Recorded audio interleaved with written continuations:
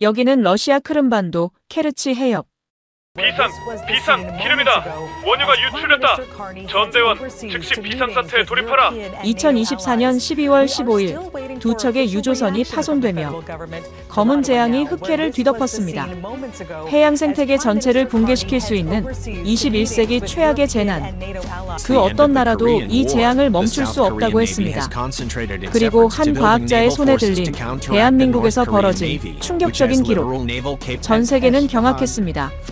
이건 정말 말도 안 됩니다. 전 세계 최고 전문가들조차 절대 불가능하다고 했습니다.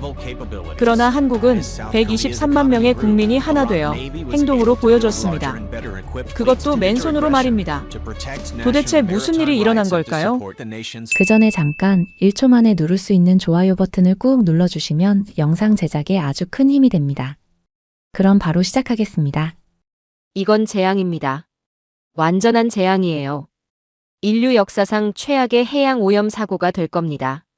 저는 에드워드 J. 맥카시입니다. 25년간 해양재난 전문가로 일해왔죠. 2024년 12월 15일 새벽 3시 12분. 미국 워싱턴 DC 펜타곤 인근 NOAA 국립해양대기청 지하 3층 비상상황실로 긴급 소집됐습니다. 국가보안회의 명령이었어요. 비상 헬기로 15분 만에 도착했습니다.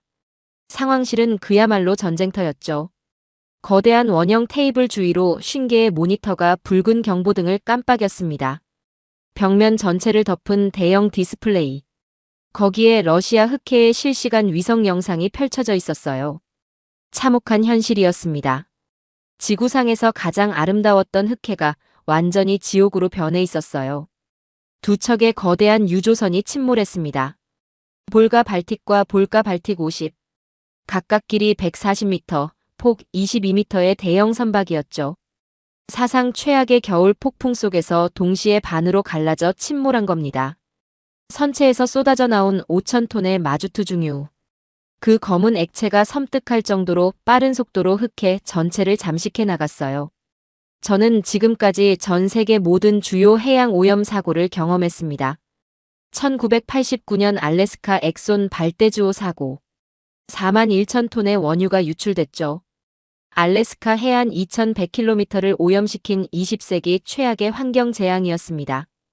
복구에만 25년이 걸렸어요. 지금도 완전히 끝나지 않았죠. 2010년 멕시코만 BP 디버터 호라이즌 사고.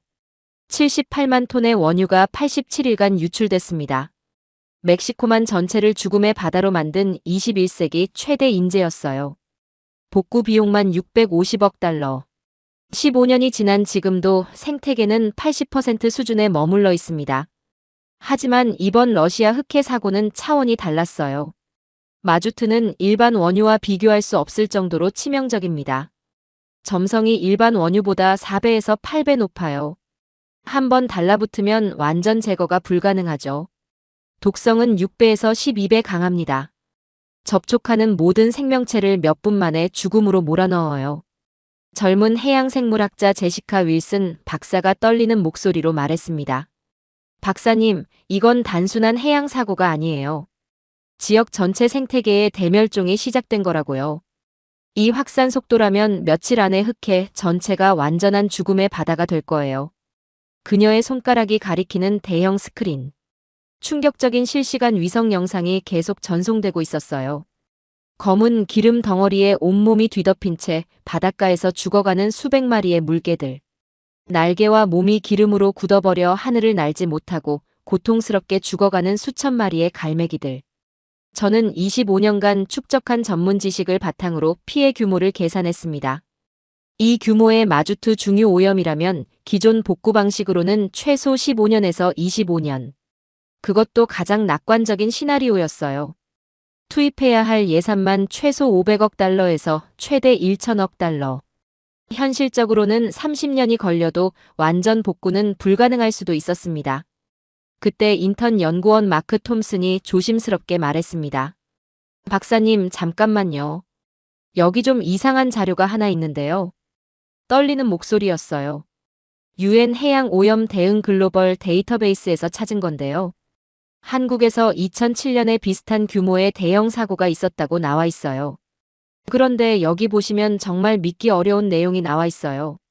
무려 123만 명이 자발적으로 복구에 참여했다고 돼 있고요. 복구 기간이 단 3년이라고 나와 있어요. 그것도 정부나 기업이 아닌 일반 국민들이 맨손으로 했다고 나와 있습니다. 한국이요. 123만 명이라고 했나요? 자발적으로요. 3년 만에 완전 복구라고요. 맨손으로요. 저는 처음엔 황당해서 웃음이 나왔습니다. 한국이 해양 복구에 대해 무엇을 안다고 그런 터무니없는 주장을 하겠어요. 123만 명이 자발적으로 참여했다는 것은 명백한 과장선전이거나 오타일 거라고 생각했죠.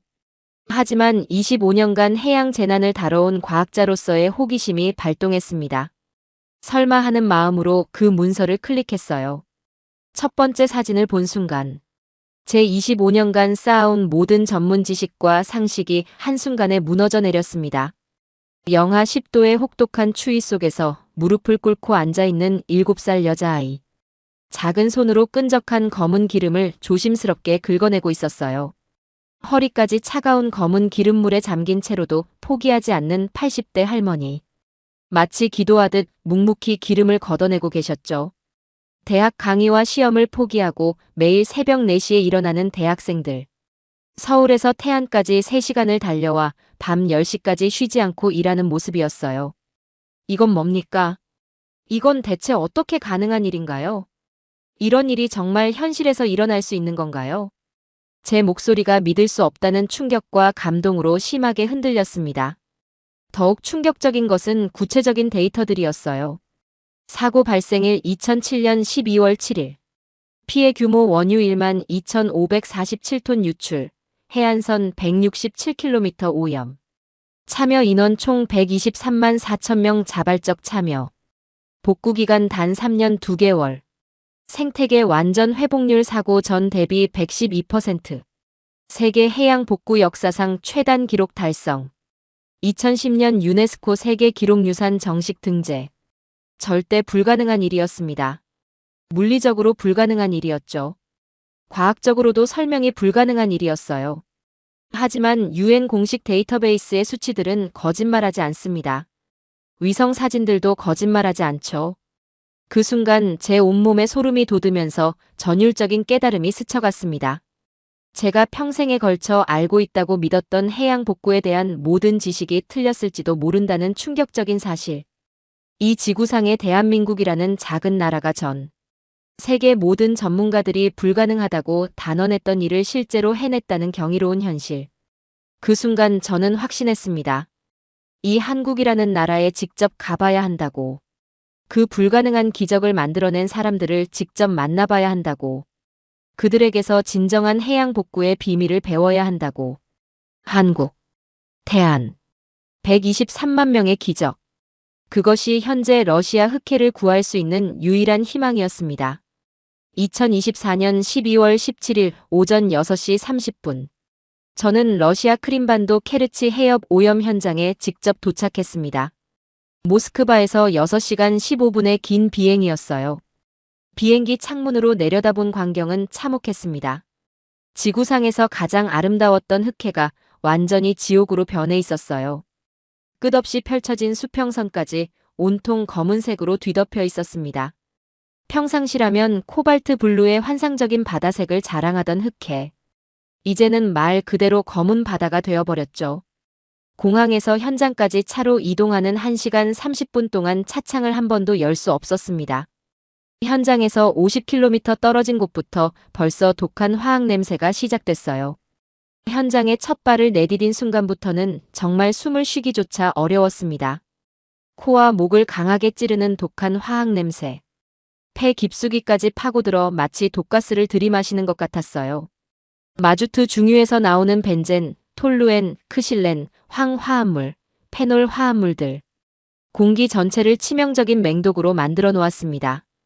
해변으로 다가갈수록 참혹한 현실이 더욱 적나라하게 드러났어요. 검은 기름 덩어리에 온몸이 완전히 뒤덮인 채 죽어가는 물개 가족들. 어미 물개가 새끼를 끌어안고 함께 기름 속에서 마지막 숨을 헐떡이는 모습. 정말 참아 볼 수 없을 정도로 참혹했죠.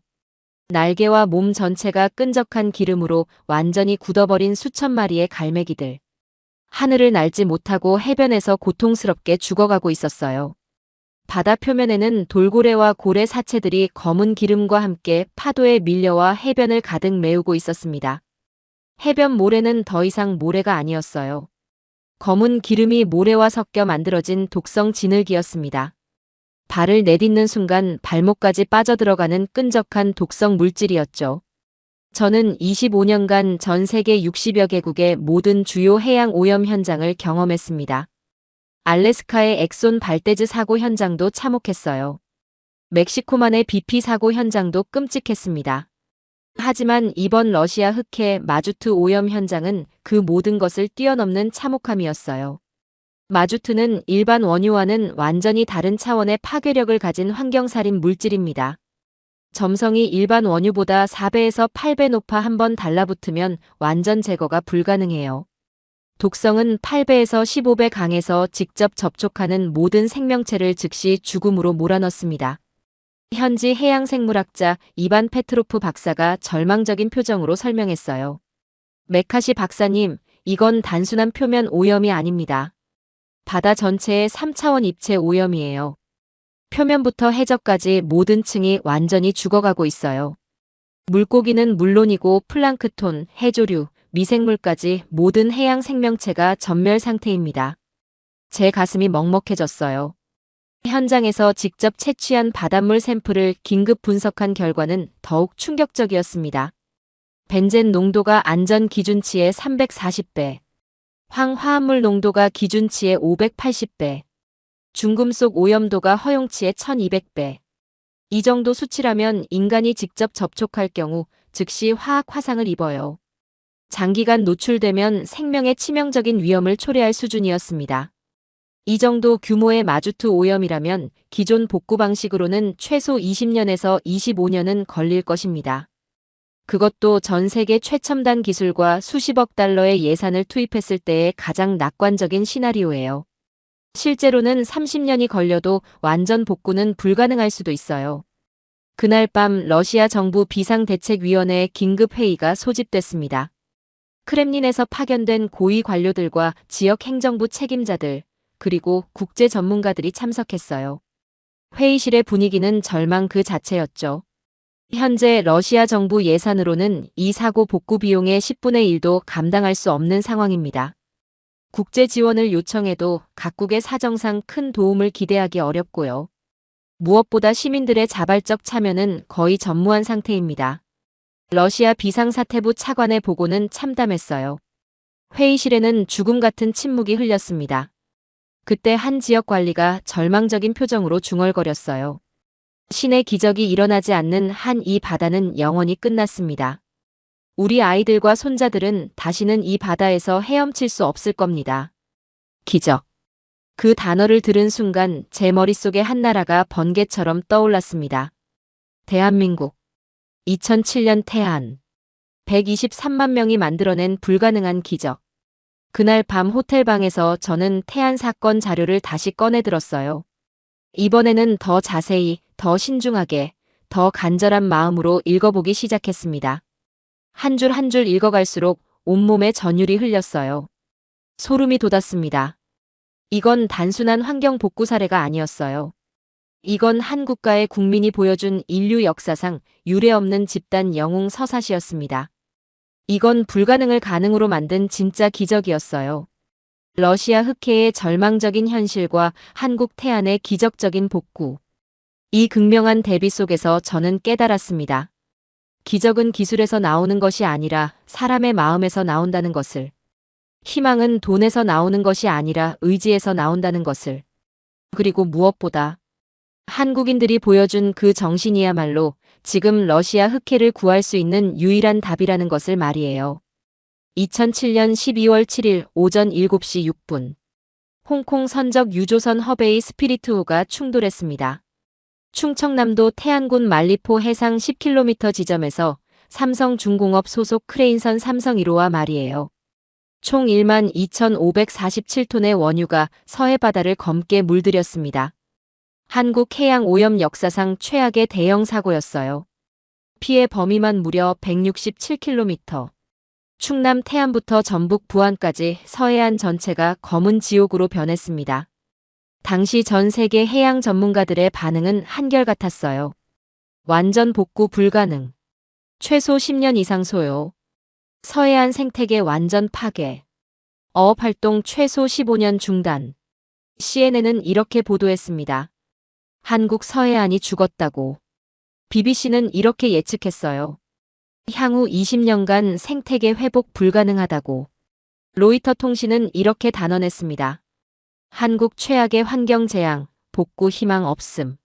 전 세계 언론이 한국의 서해안에 사망 선고를 내렸어요. 해외 전문가들도 마찬가지였습니다. 미국 해양 복구 전문가들은 최소 15년, 유럽 환경단체들은 20년 이상, 일본 전문가들은 영구 복구 불가능이라고 진단했어요. 하지만 그들은 결정적인 하나를 놓쳤습니다. 대한민국 국민의 저력을, 이 나라 사람들의 불굴의 의지를, 함께하면 불가능은 없다는 한국인의 정신을. 사고 발생 불과 3시간 후, 첫 번째 자원봉사자가 태안 현장에 도착했어요. 태안군 소원면에서 평생을 살아온 김순자 할머니. 당시 72세였습니다.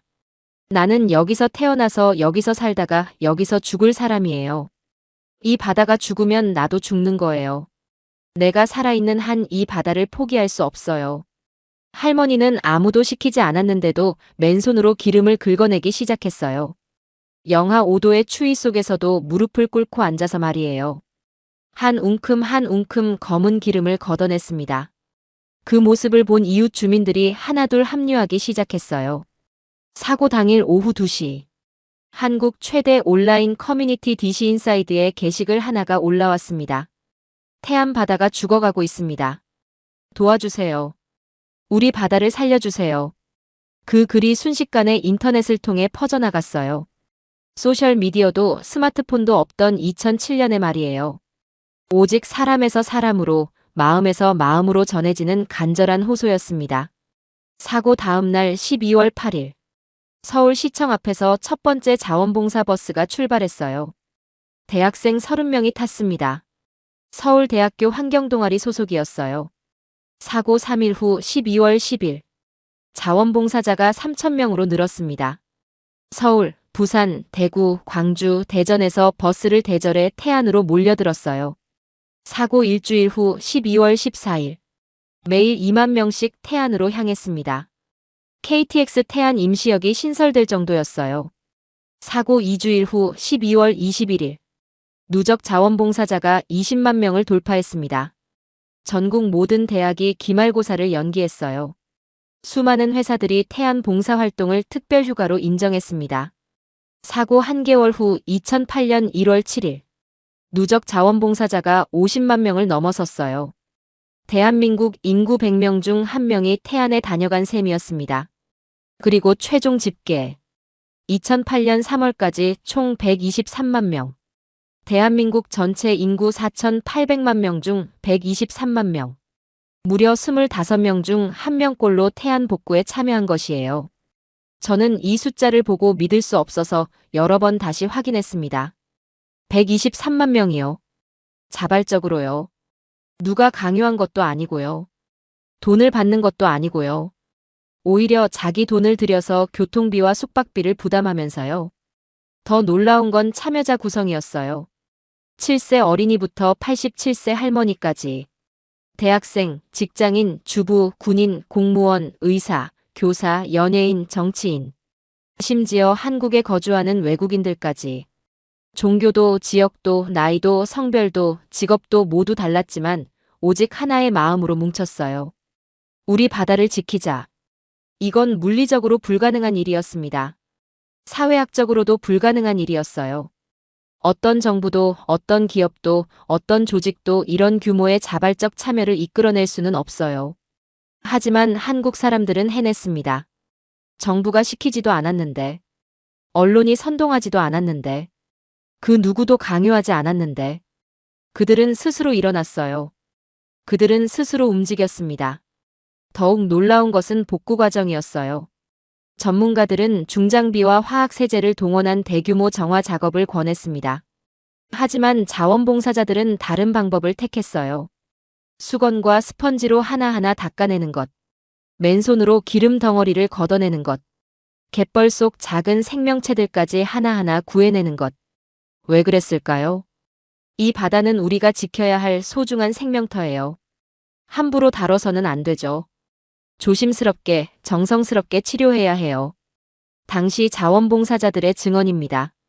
그들에게 태안 바다는 단순한 오염 지역이 아니었어요.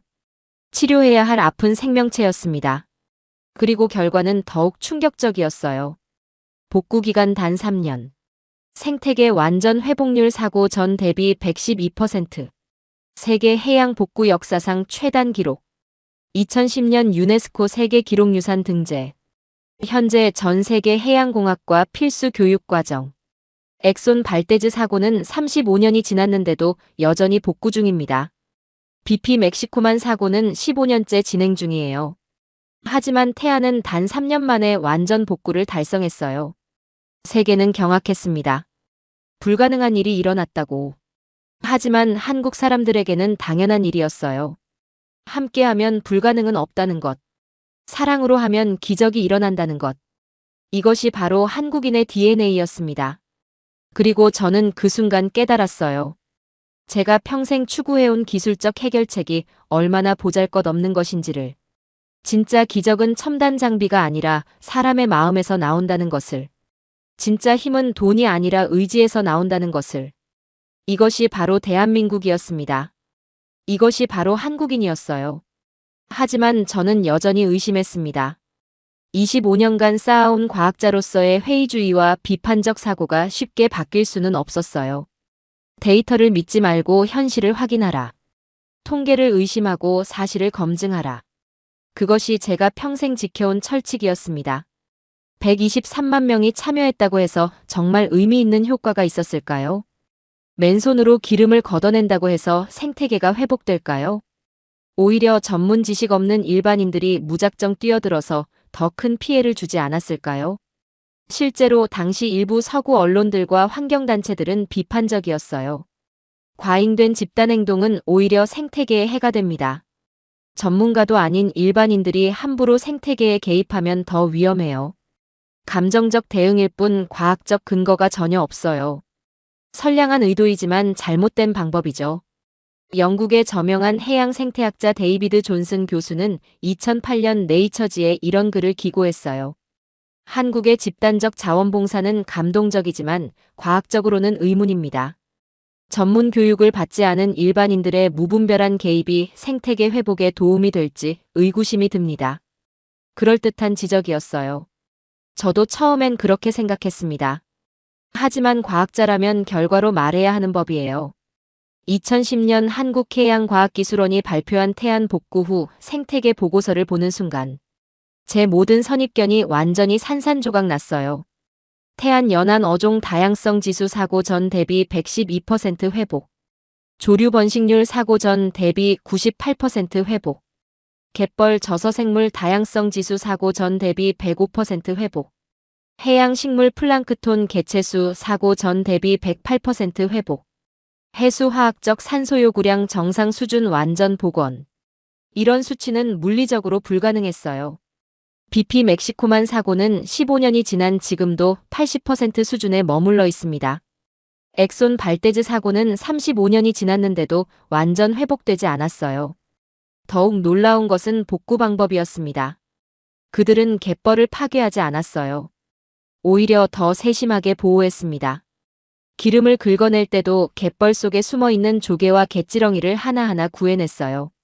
중장비 대신 맨손을 사용했습니다. 고압 세척기 대신 수건과 스펀지를 사용했어요. 화학 세제 대신 따뜻한 물과 비누를 사용했습니다. 당시 환경부 해양오염 대응팀장을 지낸 이재명 박사는 이렇게 증언했어요. 처음엔 우리 전문가들도 우려했어요. 하지만 현장에 가보니 시민들의 방법이 우리가 설계한 어떤 복구 계획보다도 더 정교하고 세심했어요. 그들은 그 바다를 진정으로 사랑했기 때문에 가능한 일이었어요. 돈을 받고 하는 일이 아니라 마음으로 하는 일이었기 때문이죠. 사랑. 그 단어가 제 마음 깊숙이 파고들었어요. 저는 평생 첨단 기술과 막대한 예산으로 바다를 복구하려 했습니다. 하지만 정작 가장 중요한 것을 놓쳤던 거예요. 바다를 사랑하는 마음을, 자연을 아끼는 마음을, 후손에게 물려줄 깨끗한 환경에 대한 책임감을, 그리고 더욱 경이로운 사실이 있었어요. 태안 복구는 단순히 기름을 치운 것이 아니었습니다. 그들은 바다를 이전보다 더 건강하게 만들었어요. 복구 과정에서 수십 년간 쌓여있던 각종 해안 쓰레기까지 모두 치웠습니다.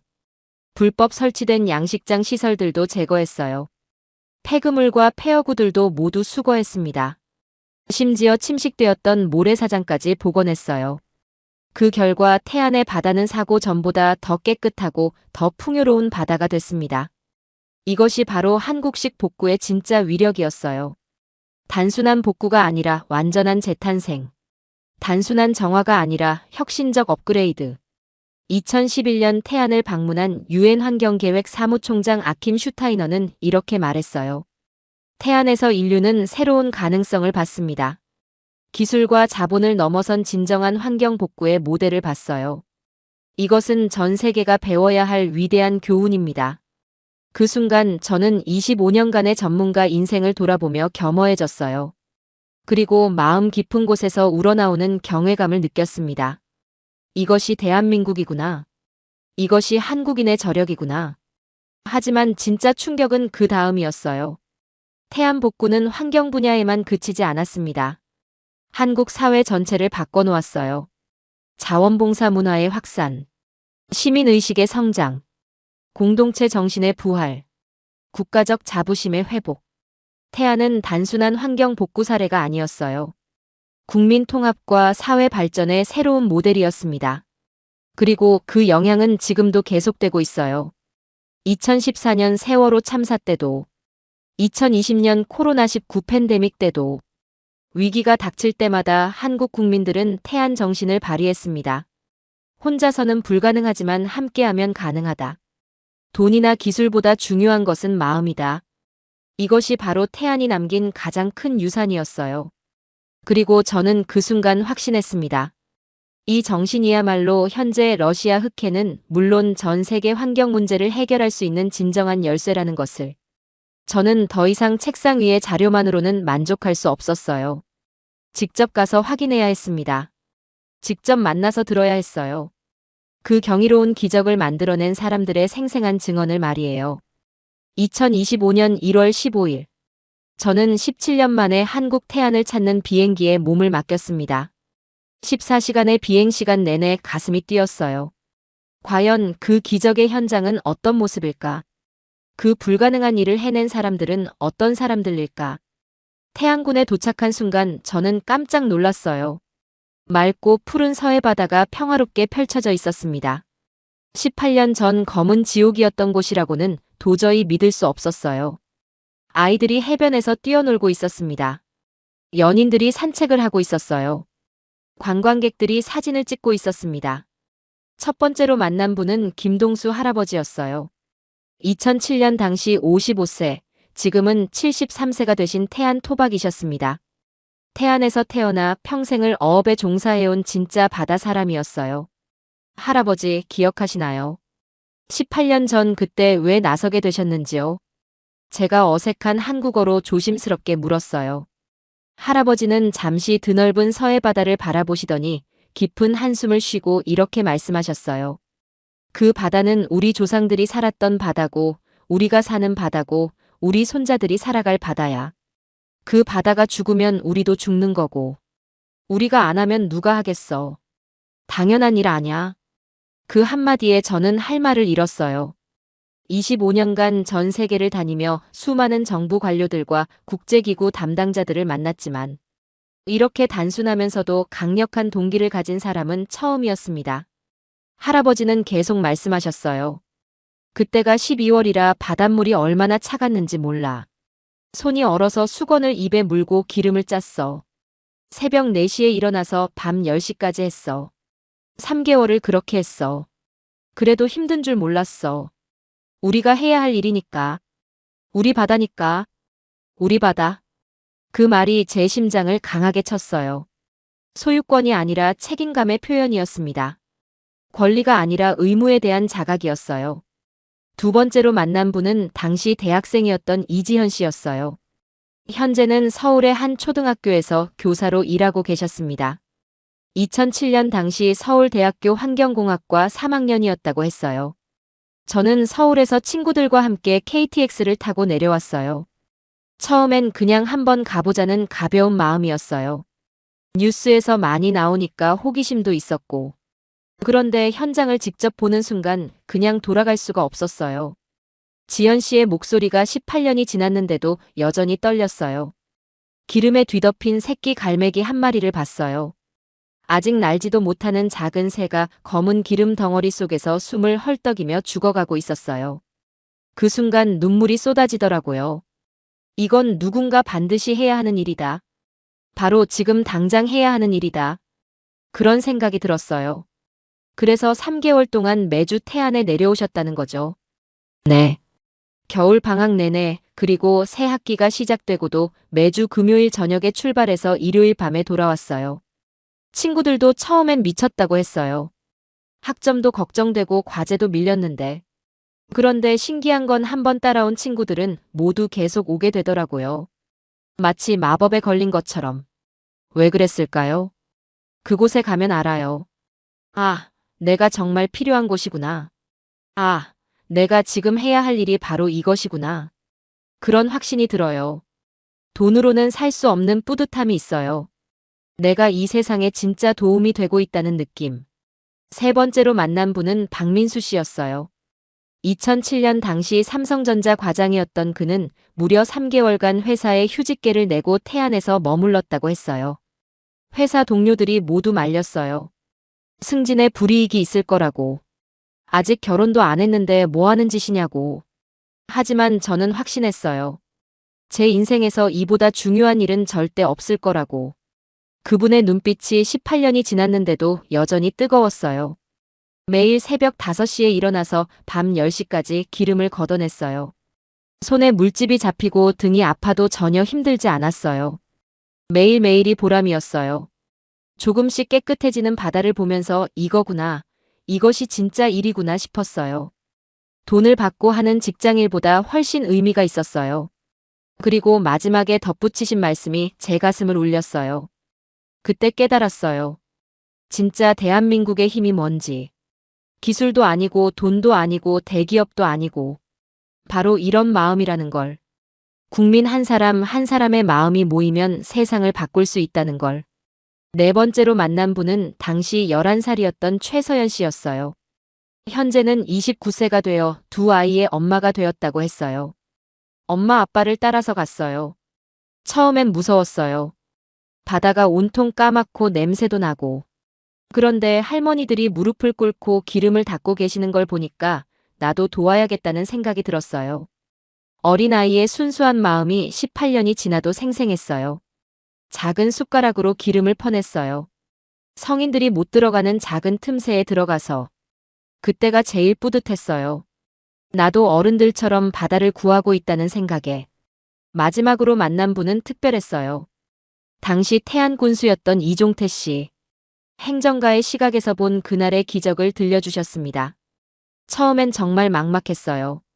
중앙정부 지원도 부족하고 예산도 없고 전문 인력도 부족하고. 그런데 갑자기 전국에서 사람들이 몰려오기 시작한 거예요. 하루에 2만 명씩. 숙박시설도 부족하고 식사 준비도 안 되고. 아수라장이었어요. 하지만 신기한 일이 벌어졌어요. 자원봉사자들이 서로 도우면서 모든 걸 해결해 나가는 거예요. 숙박은 서로 나눠서 하고 밥은 돌아가면서 해먹고. 누가 지시한 것도 아닌데 완벽한 조직이 만들어졌어요. 그리고 3개월 후 기적이 일어났어요. 죽었다고 생각했던 바다가 되살아나기 시작한 거예요. 그때 저는 확신했어요. 이것이 바로 대한민국의 진짜 힘이구나. 이 모든 증언을 듣고 나서 저는 깨달았어요. 태안의 기적은 우연이 아니었다는 것을. 이것은 한국인의 DNA에 새겨진 공동체 정신의 발현이었다는 것을. 그리고 그 정신은 지금도 살아있다는 것을. 언제든 위기가 닥치면 다시 발휘될 수 있는 놀라운 힘이라는 것을 말이에요. 하지만 그 과정이 결코 순탄하지만은 않았어요. 3개월간의 복구 작업은 말 그대로 인간의 육체적, 정신적 한계에 도전하는 극한의 상황이었습니다. 2008년 1월 태안 지역에는 30년 만에 기록적인 한파가 몰아쳤어요. 영하 15도의 혹독한 추위에 초속 20m의 강한 바닷바람까지 더해져 체감온도는 영하 25도까지 떨어졌습니다. 일반인들이 야외 활동을 하기에는 생명이 위험할 정도의 극한 날씨였어요. 그런데도 자원봉사자들은 멈추지 않았습니다. 오히려 더 많은 사람들이 태안으로 몰려들었어요. 추위에 더욱 단단하게 굳어버린 갯벌 위의 기름을 제거하는 일은 여름보다 10배는 더 어려웠습니다. 하지만 그들은 포기하지 않았어요. 당시 태안군 보건소에서 현장 의료진으로 활동했던 김영우 의사의 증언이에요. 매일 수십 명씩 응급실로 실려왔어요. 저체온증, 화학물질 중독, 근육 파열, 화학 화상. 정말 심각한 상태였어요. 그런데 치료가 끝나면 퇴원도 하기 전에 다시 현장으로 돌아가려고 하는 거예요. 말려도 소용없었어요. 마치 무언가에 사로잡힌 사람들 같았어요. 한 자원봉사자는 양손에 2도 화학 화상을 입고도 병원 침대에서 이렇게 말했어요. 몸은 아픈데 마음이 더 아파요. 여기 누워있는 동안 바다에는 아직도 기름이 그대로 있잖아요. 하루라도 빨리 나아서 다시 가고 싶어요. 제가 안 가면 누가 가요? 또 다른 자원봉사자는 이렇게 증언했어요. 새벽 4시에 일어나서 서울에서 태안까지 4시간을 달려와요. 밤 10시까지 일하고 다시 4시간 걸려서 집에 가요. 새벽 2시에 도착해서 4시간 자고 다시 와요. 3개월을 이렇게 했어요. 미친 짓 같지만 멈출 수 없었어요. 이런 일들이 매일매일 반복됐어요. 전국 방방곡곡에서 몰려든 자원봉사자들. 나이도 직업도 출신 지역도 종교도 모두 달랐지만 단 한 가지는 같았습니다. 절대 포기하지 않는 불굴의 의지였어요. 특히 감동적이었던 것은 아이들이었습니다. 부모를 따라온 초등학생들이 작은 손이 빨갛게 얼어도 기름을 닦아내는 모습. 중고등학생들이 겨울 방학 숙제도 포기하고 매일 태안을 오가는 모습. 대학생들이 취업 준비도 뒤로 하고 학기 중에도 매주 내려오는 모습. 그리고 더욱 감동적이었던 것은 어르신들이었어요. 70대, 80대 할머니, 할아버지들이 무릎까지 차가운 기름물에 잠긴 채 묵묵히 일하시는 모습. 손잡벌되는 젊은이들과 어깨를 나란히 하며 한 웅큼 한 웅큼 기름을 걷어내시는 모습. 당시 83세였던 이순자 할머니는 이렇게 말씀하셨어요. 내가 젊었을 때는 나라가 너무 어려웠어. 일제강점기, 6.25 전쟁, 가난한 시절. 그때는 나라를 위해 뭘 해도 소용없는 것 같았어. 근데 이제 나라가 이렇게 잘 살게 됐는데 내가 뭔가 할 수 있는 일이 생겼다니. 이렇게 고마울 수가 없어. 죽기 전에 마지막으로 나라에 도움이 되는 일을 할 수 있어서 행복해. 그 말씀에 현장에 있던 모든 사람들이 눈물을 흘렸어요. 젊은 자원봉사자들은 더욱 열심히 일했습니다. 더욱 놀라운 것은 완벽한 조직력이었어요. 정부나 어떤 단체도 지시하지 않았는데 자연스럽게 완벽한 역할 분담이 이루어졌습니다. 20대, 30대 젊은 사람들은 가장 힘들고 위험한 기름 제거 작업을 맡았어요. 40대, 50대 중년층은 운반과 정리 작업을 담당했습니다. 60대 이상 어르신들은 밥을 해주시고 뒷바라지를 해주셨어요. 아이들은 어른들이 들어갈 수 없는 작은 틈새와 바위 사이 청소를 맡았습니다. 전국에서 몰려든 서로 모르는 사람들이 마치 한 가족처럼 완벽하게 협력했어요. 말 한마디 없이도 서로가 무엇을 해야 할지 알았습니다. 이것이 바로 한국인의 DNA에 새겨진 공동체 정신이었어요. 그리고 무엇보다 감동적이었던 것은 그 누구도 불평하지 않았다는 것이에요. 추위도 고생도 위험도 비용도 모두 기꺼이 감당했습니다. 오히려 자신이 더 도움이 되지 못해서 미안하다고 했어요. 한 자원봉사자는 이렇게 말했어요. 집에서 가족들이 만류했어요. 몸 상할까봐 걱정하면서. 하지만 저는 말했어요. 지금 가지 않으면 평생 후회할 것 같다고. 우리나라가 이렇게 어려운데 가만히 있을 수는 없다고. 또 다른 자원봉사자는 이렇게 증언했어요. 솔직히 처음엔 사진 찍고 돌아올 생각이었어요. 그런데 막상 현장에 가보니 그럴 수가 없더라고요. 한 움큼이라도 더 걷어내야겠다는 생각이 들었어요. 이 바다를 깨끗하게 만들어서 우리 아이들에게 물려줘야겠다는 생각이 들었어요. 이것이 바로 대한민국의 진짜 모습이었어요. 위기 앞에서 하나가 되는 놀라운 민족. 불가능을 가능으로 만드는 기적의 국민. 그리고 그 정신은 태안에서만 끝나지 않았어요. 2014년 세월호 참사 때도, 2020년 코로나19 팬데믹 때도, 매번 위기가 닥칠 때마다 한국인들은 똑같은 정신을 보여줬습니다. 서로 돕고 함께 이겨내고 끝까지 포기하지 않는 정신. 이것이 바로 한국인의 진짜 DNA였어요. 2008년 3월 15일. 마침내 첫 번째 기적이 일어났어요. 말리포 해수욕장에서 기름 냄새가 완전히 사라진 것이에요. 불과 3개월 전만 해도 검은 지옥이었던 그곳에서 이제는 바다 특유의 짭짤한 냄새가 났어요. 파도가 해변에 밀려올 때마다 예전처럼 맑고 투명한 물소리가 들렸습니다. 햇빛이 바다에 반사되어 반짝이는 모습이 마치 다이아몬드를 뿌려놓은 것 같았어요. 현장에 있던 수천 명의 자원봉사자들은 서로 부둥켜 안고 기쁨의 눈물을 흘렸어요. 해냈다는 안도감. 그리고 함께 뭔가 위대한 일을 해냈다는 뿌듯함과 자부심. 3개월간의 고생이 한순간에 보람으로 바뀌는 순간이었습니다. 하지만 진짜 기적은 그 다음에 일어났어요. 2008년 6월 20일. 죽었다고 생각했던 태안 갯벌에서 첫 번째 생명체가 발견됐습니다. 작은 갯지렁이 한 마리였어요. 해양생물학자들은 믿을 수 없어 했습니다. 이론적으로는 최소 2년은 걸려야 할 일이었어요. 7월에는 바지락과 가리비가 나타났어요. 8월에는 꽃게와 민꽃게들이 돌아왔습니다. 9월에는 농어와 우럭대가 다시 몰려들었어요. 10월에는 전복과 해삼도 발견되었습니다. 그리고 결정적인 순간. 2008년 11월 3일. 태안 바다 위로 갈매기들이 다시 날기 시작했어요. 비자 편대를 이루며 하늘을 나는 갈매기떼. 3개월 전만 해도 기름 덩어리 속에서 죽어갔던 그 새들이 다시 자유롭게 하늘을 날고 있었습니다. 이 소식이 전 세계에 알려지자 해양 생태학자들이 경악했어요. 물리적으로 불가능한 일이 일어났다. 단 11개월 만에 생태계가 완전히 되살아나다니. 이건 과학으로 설명할 수 없는 기적이다. 영국 왕립해양생물학회에서는 긴급조사단을 파견했어요. 케임브리지 대학의 데이비드 존슨 교수가 직접 태안을 방문했습니다. 미국 스크립스 해양연구소에서도 최고 전문가들이 달려왔어요. 일본 도쿄대학 해양연구소, 프랑스 해양개발연구소, 독일 킬 해양연구소까지 전 세계 최고 권위의 해양 전문가들이 모두 태안으로 몰려들었습니다. 그들이 현장을 직접 조사한 후 내린 결론은 한결같았어요. 이것은 과학의 상식을 뛰어넘는 기적입니다. 기존의 해양 복구 이론을 완전히 다시 써야 해요. 하지만 기적은 거기서 끝나지 않았어요. 2009년 12월 7일. 사고 발생 정확히 2년 만에 태안군은 공식적으로 생태계 완전 복구를 선언했습니다. 전 세계 해양 복구 역사상 최단 기록이었어요. BP 멕시코만 사고는 15년이 지난 지금도 복구가 진행 중입니다. 엑손 발데즈 사고는 35년이 지났는데도 완전 복구되지 않았어요. 2010년 9월 30일.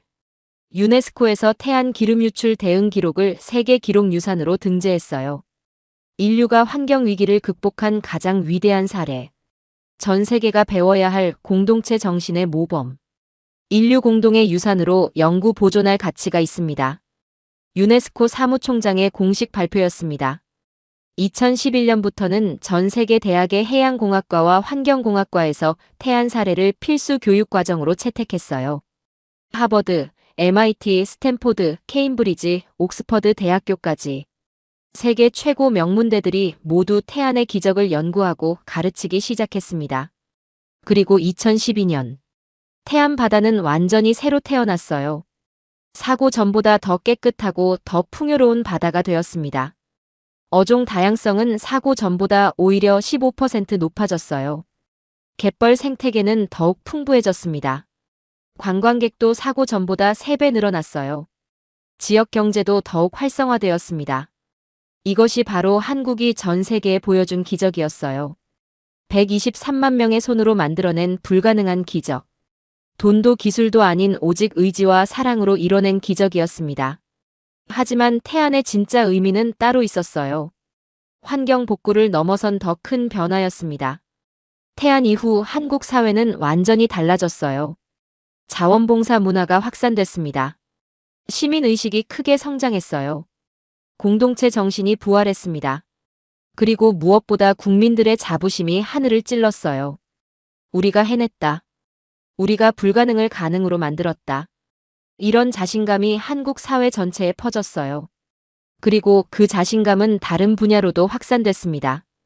2010년 G20 정상회의 성공 개최, 2012년 한류의 전 세계적 확산, 2018년 평창 동계올림픽 성공, 2020년 K방역의 세계적 인정. 모든 성공의 뿌리에는 태안 정신이 있었어요. 함께하면 불가능은 없다는 믿음.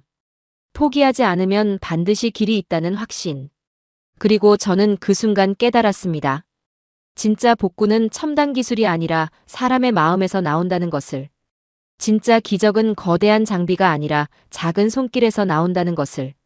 진짜 힘은 막대한 자본이 아니라 한마음의 의지에서 나온다는 것을. 이것이 바로 대한민국의 저력이었어요. 이것이 바로 한국인의 위대함이었습니다. 그리고 그 위대함은 지금도 계속되고 있어요. 세계 각지에서 재난이 일어날 때마다 한국의 구조대가 달려갑니다. 한국의 의료진이 나서요. 한국의 시민단체가 지원합니다. 태안에서 시작된 그 정신이 이제는 전 세계로 퍼져나가고 있는 거예요. 2025년 현재. 저는 다시 러시아 흑해 현장으로 돌아왔어요. 하지만 이번에는 완전히 다른 계획과 확신을 가지고 왔습니다. 태안에서 배운 한국식 복구 모델을 이곳에 적용해 보겠다는 결심을 가지고 말이에요. 기존의 방식은 완전히 버렸어요. 정부나 거대 기업에만 의존하는 하향식 접근법. 첨단 장비와 막대한 자본에만 의존하는 기술적 해결책. 전문가들만의 폐쇄적 복구 작업. 이 모든 것을 포기했습니다. 대신 태안이 가르쳐준 새로운 방식을 시도하기로 했어요. 시민들의 자발적 참여를 이끌어내는 것. 작은 손길들이 모여서 큰 변화를 만드는 것. 사랑과 책임감에 기반한 진정한 복구. 첫 번째 시도는 현지 주민들과의 진심 어린 대화였어요.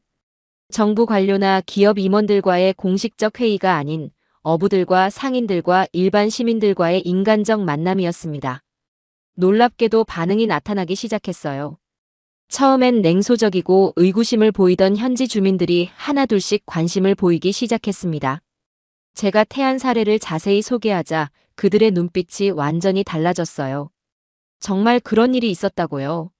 한국 사람들이 123만 명이나 자발적으로 나섰다고요. 3년 만에 완전 복구했다고요. 러시아 흑해 연안의 어부 알렉세이 이바노프가 믿기 어렵다는 표정으로 물었어요.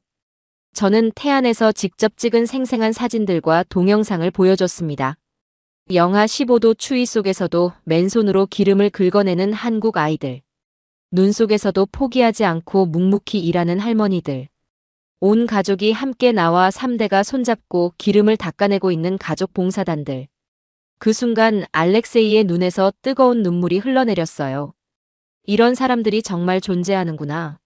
이런 나라가 정말 있구나. 나도 저렇게 할 수 있을까? 우리도 저렇게 할 수 있을까? 그 다음 주부터 놀라운 변화가 시작됐어요. 알렉세이가 친구들과 이웃들에게 태안 이야기를 열정적으로 퍼뜨렸습니다.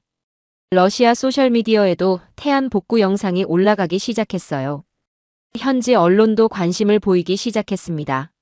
한 개월 후, 흑해 해안 정화 활동에 참여하는 자원봉사자가 100명으로 늘었어요. 2개월 후엔 500명, 3개월 후엔 2,000명, 6개월 후엔 1만 명이 되었습니다. 물론 한국의 123만 명에는 아직 비할 바 아니지만 분명한 변화의 시작이었어요. 그리고 그 변화는 단순히 숫자의 문제가 아니었습니다. 가장 중요한 것은 사람들의 마음이 바뀌고 있다는 것이었어요. 처음엔 내 일이 아니라고 생각했던 사람들이 우리 일이라고 생각하기 시작했습니다. 정부가 해결해야 할 문제라고 생각했던 사람들이 내가 나서야 할 일이라고 생각하기 시작했어요. 한 러시아 대학생은 이렇게 말했어요. 한국 사람들이 보여준 정신을 보고 깨달았어요. 이 바다는 정부의 바다가 아니라 우리의 바다라는 걸. 우리가 지키지 않으면 아무도 지켜주지 않는다는 걸. 또 다른 시민은 이렇게 증언했어요. 처음엔 의무감으로 시작했어요. 하지만 직접 해보니 전혀 다르더라고요. 한 웅큼의 기름을 걷어낼 때마다 뿌듯함이 느껴져요. 이것이 진짜 의미 있는 일이구나 싶어요. 이것이 바로 태안이 세계에 보여준 진짜 교훈이었어요. 기적은 첨단 기술에서 나오는 게 아니라 사람의 마음에서 나온다는 것. 변화는 정부 정책에서 시작되는 게 아니라 시민의식에서 시작된다는 것. 희망은 막대한 자본에서 나오는 게 아니라 작은 정성에서 나온다는 것. 그리고 가장 중요한 깨달음. 불가능해 보이는 일도 모든 사람이 함께하면 반드시 가능하다는 것. 2025년 6월 현재. 러시아 흑해 복구 작업은 전문가들의 예상을 뛰어넘는 놀라운 속도로 진행되고 있어요. 당초 예상했던 20년이 아니라 5년 안에 완전 복구가 가능할 것으로 보입니다. 기존 계획보다 무려 4배 빠른 속도예요. 무엇이 이런 기적을 가능하게 했을까요? 바로 태안의 정신이었어요. 18년 전 123만 명의 한국인이 보여준 사랑과 헌신의 메시지였습니다. 하나가 되면 불가능은 없다는 한국인의 위대한 정신이었어요. 현재 태안 모델은 전 세계로 확산되고 있어요. 2023년 터키 지진 피해 복구, 2024년 인도네시아 쓰나미 피해 복구, 2025년 브라질 아마존 산불 피해 복구. 모든 곳에서 태안의 정신이 적용되고 있습니다. 하지만 가장 큰 변화는 따로 있었어요. 사람들의 인식이 바뀌고 있다는 것. 환경 문제를 남의 일이 아닌 내 일로 생각하기 시작했다는 것. 작은 실천이 모이면 세상을 바꿀 수 있다고 믿기 시작했다는 것. 유엔 환경계획 사무총장은 2025년 신년사에서 이렇게 말했어요. 태안이 보여준 정신이야말로 인류가 환경 위기를 극복할 수 있는 진정한 희망입니다. 기술도 중요하고 정책도 중요하지만 가장 중요한 것은 시민 한 사람 한 사람의 의지와 실천입니다. 그리고 저는 확신해요. 이 정신이 앞으로도 세계 곳곳으로 퍼져나갈 것이라고. 태안이 보여준 기적이 인류 공통의 희망이 될 것이라고. 한국이 만든 이 모델이 지구 환경을 구하는 열쇠가 될 것이라고. 왜냐하면 그것이 바로 대한민국의 진짜 힘이기 때문이에요. 개인이 아닌 공동체의 힘. 경쟁이 아닌 협력의 힘. 이기심이 아닌 사랑의 힘. 절망이 아닌 희망의 힘. 포기가 아닌 끝까지 해내는 힘. 이것이 바로 세계가 한국에서 배워야 할 위대한 정신이에요. 이것이 바로 태안이 인류에게 남긴 영원한 유산입니다. 그리고 그 유산은 지금도 살아 숨쉬고 있어요. 전 세계 어디든 위기가 닥치면 한국인들이 달려갑니다. 구조대가 달려가고 의료진이 달려가고 시민들이 달려가요. 그들의 가슴에는 언제나 태안 정신이 살아있습니다. 함께하면 불가능은 없다. 사랑으로 하면 기적이 일어난다. 포기하지 않으면 반드시 길이 있다. 이것이 바로 한국이 세계에 전하는 메시지예요. 이것이 바로 태안이 만들어낸 영원한 기적입니다. 이것이 바로 2007년 대한민국 태안에서 일어난 진짜 기적이에요. 123만 명의 국민이 하나의 마음으로 만들어낸 인류 역사상 가장 놀랍고 감동적인 이야기입니다. 첨단 기술도 아니고 막대한 자본도 아닌 오직 사랑과 의지만으로 죽은 바다를 되살린 기적의 나라. 그것이 바로 대한민국이에요. 18년이 지난 지금도 전 세계는 그날의 기적을 연구하고 있어요. 어떻게 그런 불가능한 일이 가능했는지를 말이에요. 하지만 답은 의외로 간단합니다. 그들에게 바다는 단순한 자연이 아니라 생명이었기 때문이에요. 그들에게 환경은 누군가의 책임이 아니라 자신의 책임이었기 때문입니다. 그들에게 조국은 추상적 개념이 아니라 사랑하는 가족이었기 때문이에요. 함께하면 불가능한 일은 없다고 믿었기 때문입니다. 그리고 그 위대한 정신은 지금도 이 땅 위에 살아 숨쉬고 있어요.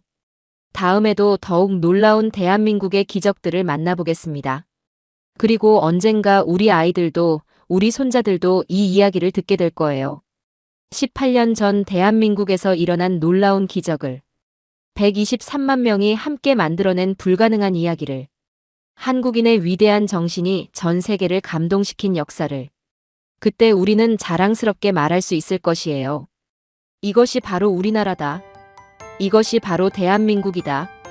이것이 바로 한국인의 진짜 힘이다. 태안의 기적은 끝나지 않았어요. 지금도 계속되고 있고 앞으로도 영원히 계속될 것입니다. 전 세계 어디든 희망이 필요한 곳에, 기적이 필요한 곳에 태안의 정신이 함께할 거예요. 오늘의 사연은 여기까지입니다. 구독과 좋아요는 영상 제작에 아주 큰 힘이 됩니다. 지금까지 감동테라스 저는 소희였습니다. 오늘도 우리 구독자님들의 가정에 따뜻한 행복이 가득하시길 진심으로 바라겠습니다. 긴 영상 끝까지 시청해주셔서 정말 감사합니다.